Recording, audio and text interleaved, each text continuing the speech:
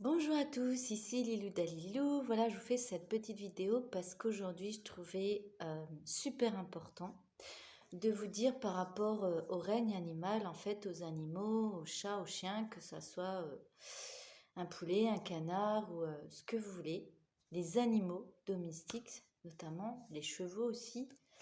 Euh, En fait, j'entends tellement beaucoup de choses, des gens inconsidérément qui me disent, parce que je vais donner mes petits chats, que tu vas les stériliser, tu vas les pucer, tu vas les tatouer avant de les donner. Mais euh, je tenais à vous dire en fait qu'un animal ne nous appartient pas.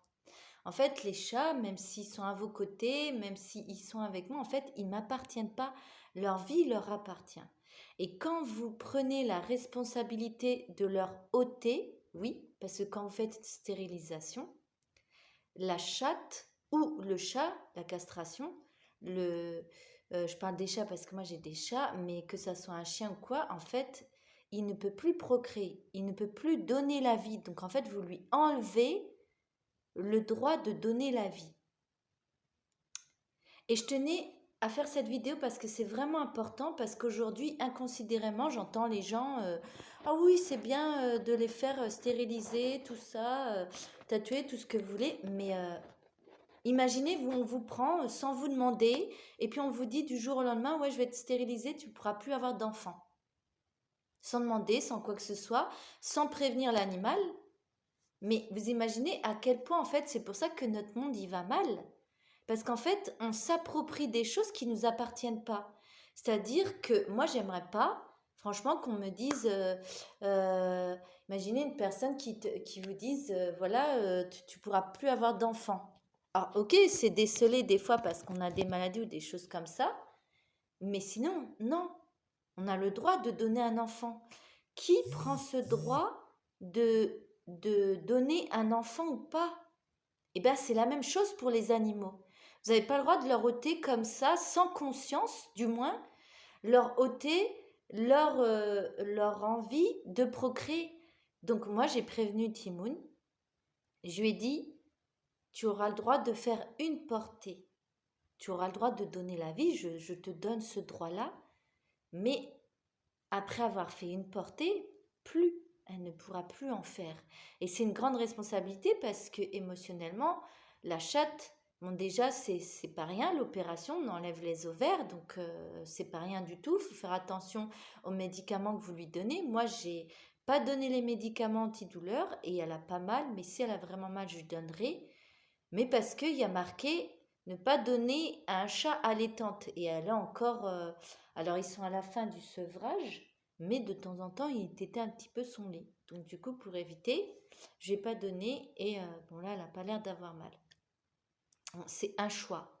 Mais voilà, et c'est faire attention à ce que vous donnez aussi à l'animal, le médicament que vous lui donnez. Regardez les effets secondaires avant. Et moi, heureusement que j'ai regardé ce qu'il y avait écrit, les effets secondaires, bah, pas au chat allaitante. Alors pourquoi ils m'ont donné ça, un antidouleur? Ils auraient pu donner autre chose.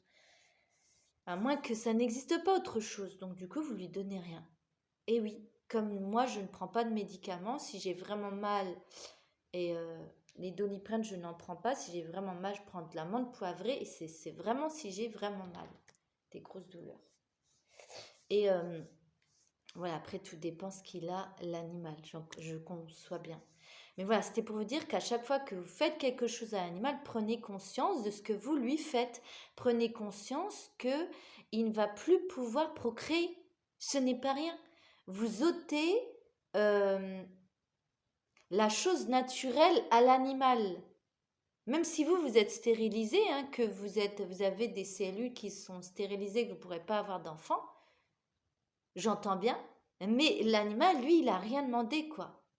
Donc en fait, c'est vraiment revenir, et j'insiste vraiment là-dessus parce que à tout va, j'entends les gens, oui, tatouer, pucer, vacciner, inconsidérément, mais ils ne demandent rien à l'animal. Ils lui disent même pas ce qu'ils vont lui faire. Alors c'est comme un enfant, un bébé, on vous apprend, quand vous avez sa petite enfance, on vous apprend à dire au bébé ce que vous allez lui faire, sinon il va avoir peur. Et l'animal, c'est la même chose. Moi, j'ai prévenu Timoun qu'elle allait se faire stériliser et je lui ai dit comment ça allait se passer. Quand j'ai demandé aux dames comment ça va se passer et tout, je lui ai expliqué comment ça va se passer. Et du coup, je voyais dans ses yeux son stress et après, elle a complètement déstressé. Parce que je lui ai expliqué ce qui allait se passer. Je lui ai dit que je ne pourrais pas être avec elle. C'est pas que je ne veux pas, c'est que je ne peux pas parce que la chambre est stérilisée. Je suis interdite d'entrer. Et si vous expliquez que ce soit un animal ou un enfant, c'est la même chose. Il va être moins stressé parce qu'il comprend. On croit qu'un bébé, c'est beubeux, c'est débile et tout, mais pas du tout. C'est hyper intelligent, un bébé. Et il comprend tout. Tout ce que vous allez lui dire, il va le retenir. Il faut lui dire avec les mots. C'est comme un enfant de 3 ans, il va retenir que à l'hôpital, vous allez le laisser, que vous ne pouvez pas rentrer parce que c'est stérilisé, mais vous lui expliquez les choses. Et si vous ne pouvez vraiment pas, vous lui dites. Si vous ne voulez pas, c'est autre chose, mais vous le dites à l'enfant, moi pendant ce temps-là, moi je vais aller faire ça ou ça. Mais oui, mais il faut lui expliquer, au moins il sait et il se sent pas abandonné. Et du coup, Timoun a pu, dans ses yeux, le stress pendant tout le long que je lui parlais, j'ai vu qu'elle s'apaisait, elle commençait à être tranquille dans la cage où il l'avait mis, a commencé à être tranquille, plus apaisée. Et c'est la même chose pour un enfant. Moi j'ai été nourrice et j'ai été animatrice aussi pour enfants. Et à chaque fois, je leur expliquais les choses. Mais parce que c'est pas rien d'enlever la chose naturelle de procréer à l'animal, ce n'est pas rien. Donc en fait, à un moment donné, vous qui êtes derrière votre écran, ce je connais, ce je connais pas, peu importe, mais prenez en conscience que l'animal ne vous appartient pas. Oui, il vous appartient pas, vous en êtes responsable, oui, mais il vous appartient pas. Du jour au lendemain, s'il veut partir, l'animal, il s'en va. Il reste que s'il est heureux chez lui. Donc, comprenez bien ça. Et la deuxième chose, c'est comprenez qu'à chaque fois que vous faites un acte sur l'animal, posez-lui la question si lui, il est d'accord. Et même s'il n'est pas d'accord, vous allez lui dire que vous ne pouvez pas faire autrement. C'est obligé de le stériliser, vous lui dites que vous ne pouvez pas faire autrement. Que vous ne pouvez pas garder parce que, pour X raisons, vous êtes peut-être dans un petit appartement et ça se comprend, mais dites-le à l'animal. Parce que c'est quand même la chose la plus naturelle de donner la vie. Vous lui enlevez je trouve plus les mots, la sensation de donner la vie, quoi, le pouvoir de donner la vie, et ce n'est pas rien.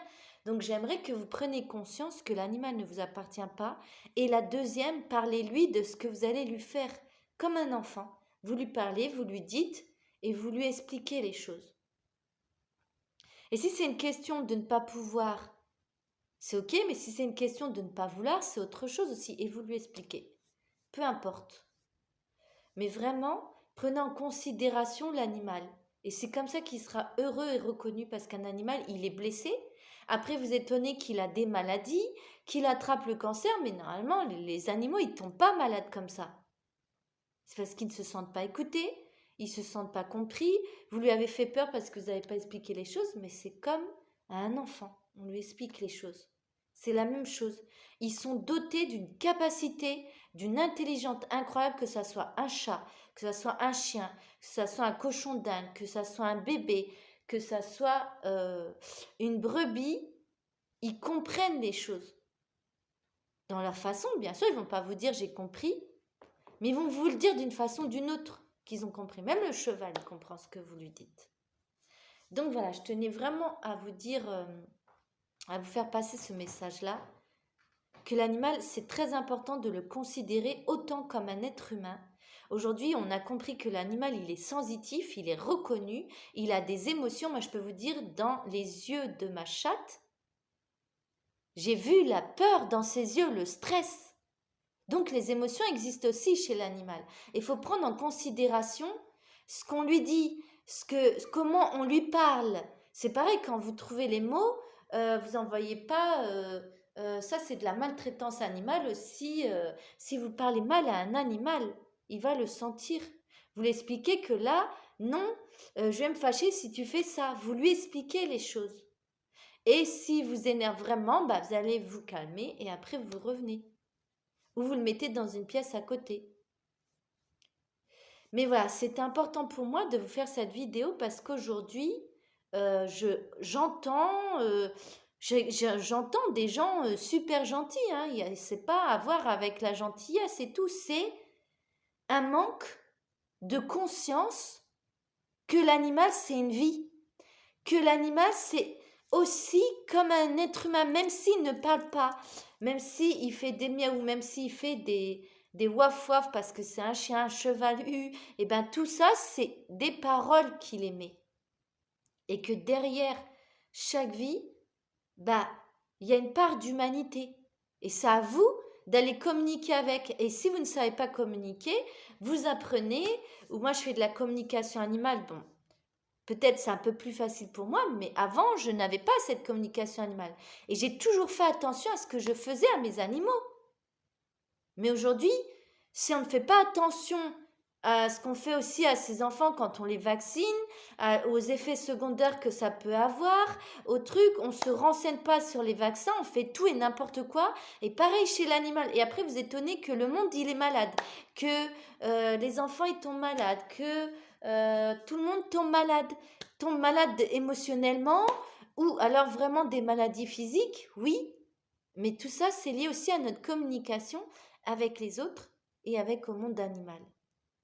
Prendre en conscience aussi l'être humain, mais aussi prendre en conscience aussi l'animal, qui est une sorte, pas humain, mais un être vivant en tout cas. Voilà. Bon, c'était peut-être un petit peu dur pour certains, peut-être qu'il y en a qui vont un petit peu râler, mais c'est ok. Mais je tenais à vous dire parce que voilà, nous-mêmes, est-ce que nous-mêmes, on va inconsidérément prendre des médicaments comme ça, sans regarder les effets secondaires? Alors oui, si on le fait à nous-mêmes, on va avoir tendance à le faire aux animaux, mais maintenant prenez conscience que vous, faut regarder aussi ce que vous mettez en médicaments dans votre corps parce que vous êtes responsable des médicaments que vous allez émettre dans votre corps et des effets secondaires qui pourraient aussi avoir. Prenez conscience de ça. Donc quand il y a un antidouleur qui vous est donné, prenez entre 1 et 10. Vous ressentez la douleur, 10, ok. Peut-être le médicament va me faire du bien. Ou alors vous allez chercher des alternatives qui existent. L'antidouleur. Et si vraiment vous avez essayé les alternatives, ça ne fonctionne pas sur vous, reprenez le Doliprane, mais en toute connaissance de cause. Mais sinon, ne prenez pas un médicament considérément comme ça. Et ne faites pas ça à vos animaux non plus. Ça s'apprend. Et oui, ça s'apprend d'aller voir, de prendre soin de nous. Oui, on ne nous l'a pas appris. On ne nous a pas appris à nous aimer. Et ça s'apprend à s'aimer. Ça s'apprend à prendre soin de nous. Et j'entends que c'est pas facile. J'entends. Mais aujourd'hui, essayez au moins de prendre ce pas et de prendre conscience de ce que vous mettez dans votre corps, bon sang. Parce qu'après, si vous chopez un cancer dans 10 ans, c'est vous qui l'avez émis. Vous êtes responsable de ce que vous provoquez. Si vous êtes en stress, c'est vous qui gardez ça. Et aujourd'hui, il existe plein de moyens. Vous n'êtes pas bien, venez me voir, il n'y a pas de souci. Moi, je parlerai avec vous, avec volontiers. Vous avez 15 minutes ou 20 minutes, je ne sais plus, de séance gratuite. Et je regarde où vous en êtes. Et si je suis la bonne personne, je vous accompagne. Sinon, allez voir quelqu'un d'autre. Mais en tout cas, prenez soin de vous et prenez soin de vos animaux. C'est important. Voilà, je vous embrasse et je vous dis à bientôt. C'était Lilou Dalililou. À bientôt.